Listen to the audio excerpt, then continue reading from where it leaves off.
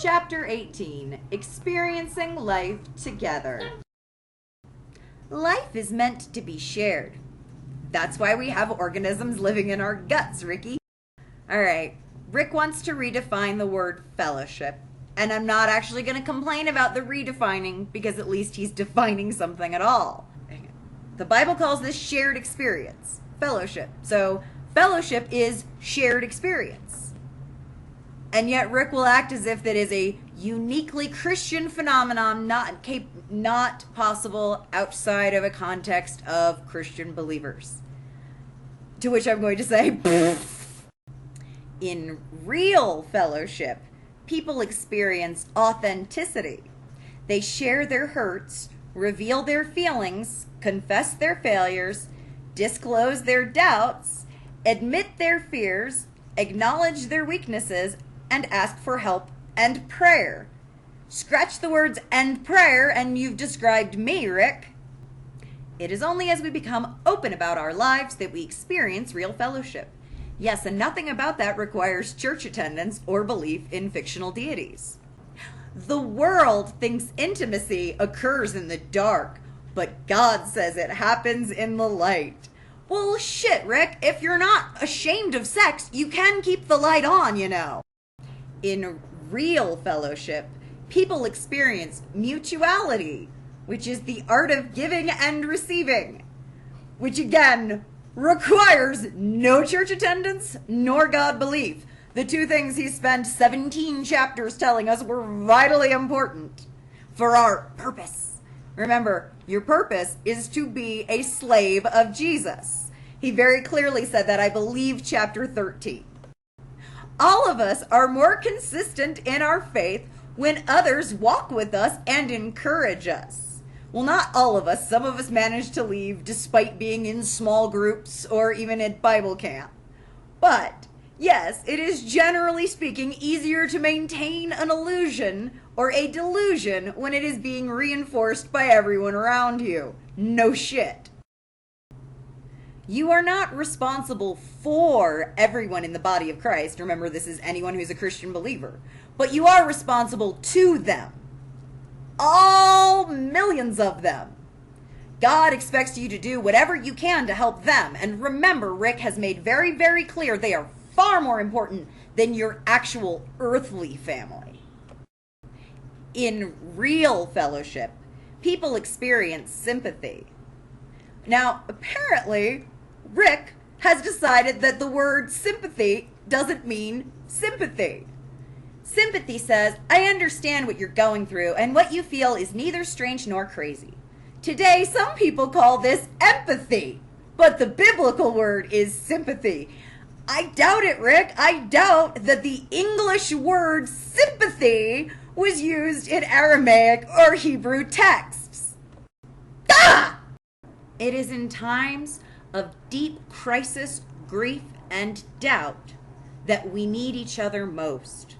When circumstances crush us to the point that our faith falters, because God will let circumstances crush you, that's when we need believing friends the most.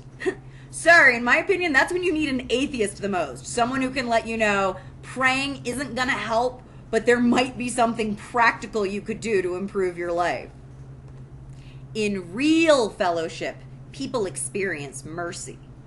Fellowship happens when mercy wins over justice. One, justice is generally speaking moral if it's actually just justice. If it's not unjust, it's generally speaking the morally superior option. And sorry, but didn't you just say fellowship was shared experience? Yeah. Mercy winning out over justice is not a prerequisite of shared experience. If you're going to say fellowship requires this, you should start when you define fellowship by including all the attributes necessary for something to be real fellowship. In case you ever wondered about Rick Warren's motives, God's mercy to us is the motivation for showing mercy to others.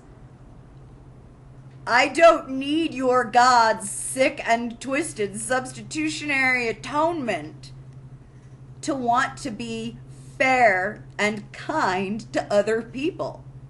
Also, how in the hell is that a good motivation? That's a shitty motivation, Rick.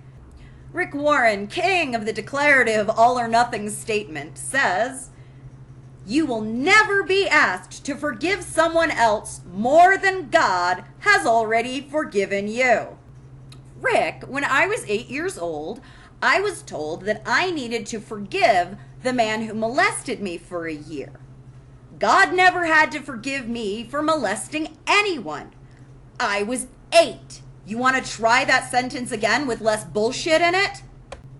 In the next chapter, we'll look at what it takes to create this kind of community of other believers, because apparently fellowship that doesn't involve Christians isn't real fellowship either, even though it can have all those traits of fellowship he described. Yeah.